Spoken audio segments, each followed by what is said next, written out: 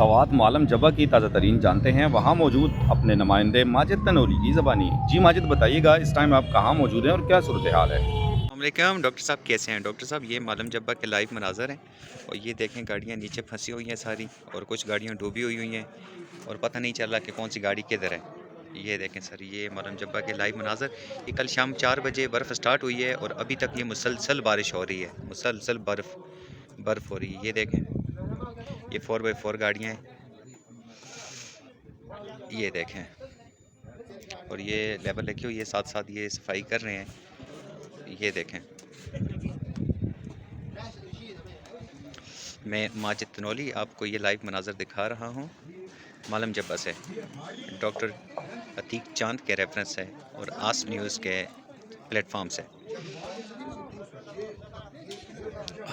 मालम जब्बा live मनाज़र, ये देखें जी। अब बस ये ऐसे लगे हुए हैं, हमारी गाड़ी को भी ये भाई साफ़ कर रहे हैं। ये देखें, ये गाड़ियाँ से बर्फ़ हटा रहे हैं लेकिन नज़र नहीं आ रही कौन सी गाड़ी कहाँ पे है।